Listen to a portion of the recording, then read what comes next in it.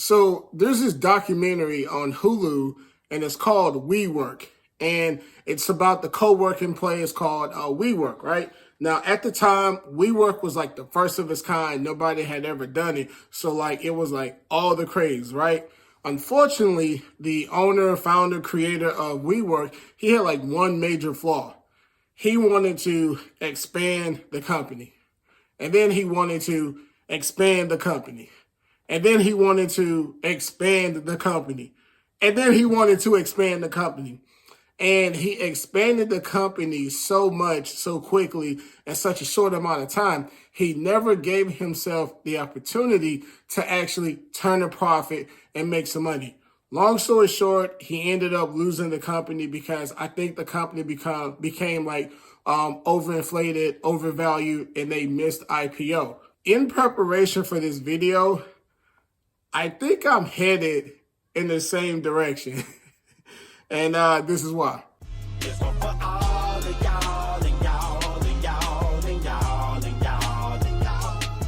All right, what's up, everyone? This is Vince Dunlap, owner, operator of Prince Duran Vending Services, and I'm bringing you another revenue update for the previous month. And for this month, it's the month of February. Now, February was a very active, a very chaotic month, but in a good way, okay? Ultimately, I ended up acquiring 2 more locations for my vending machine business, which is great.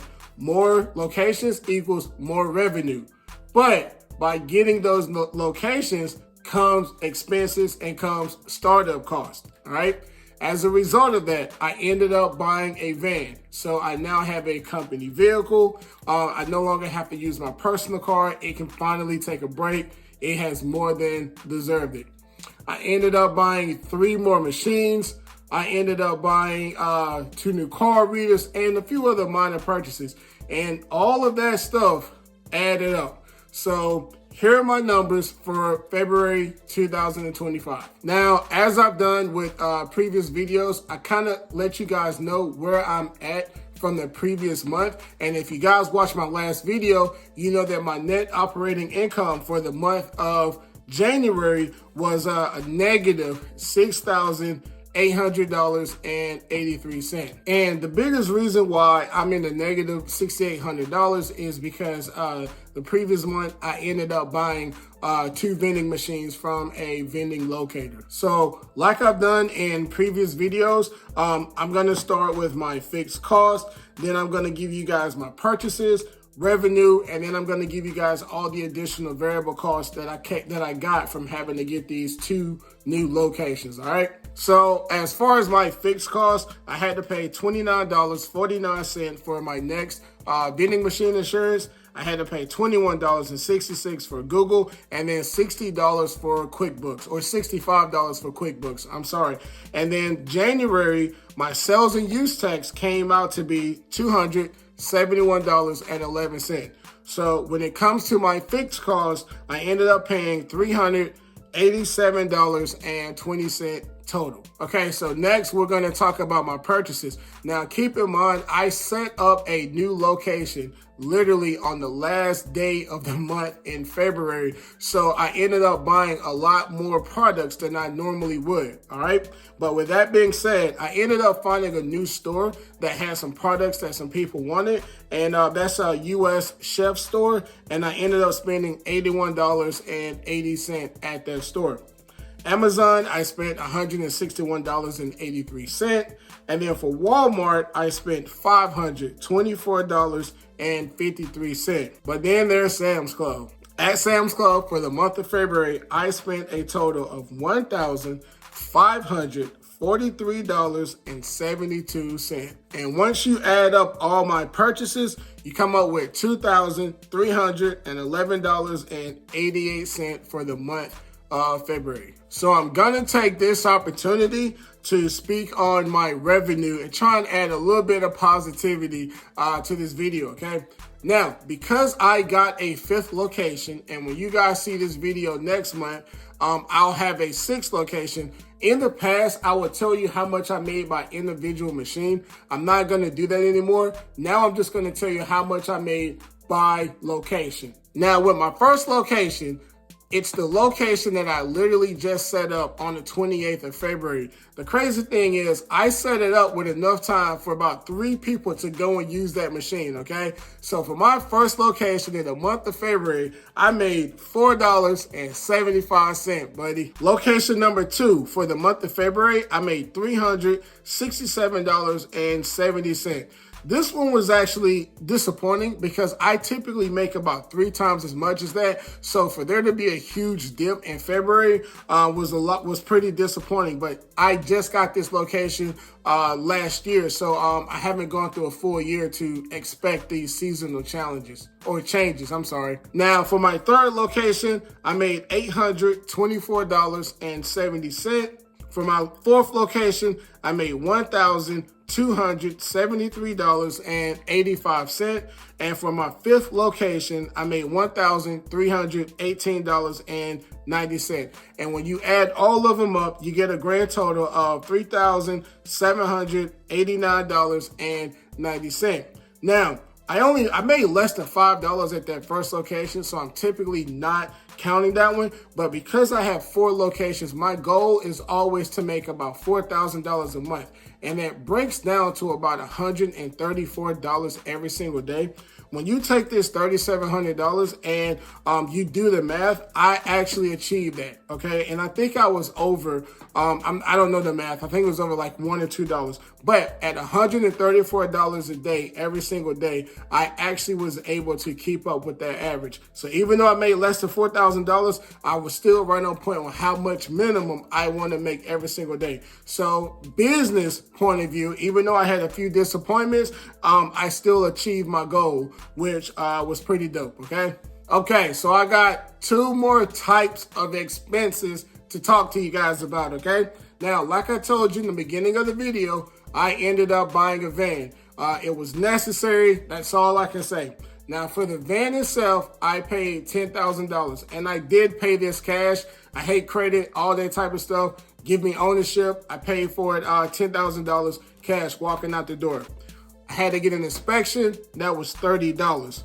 By the time I got the tags and the registration, that hit me over the head for another $517.21.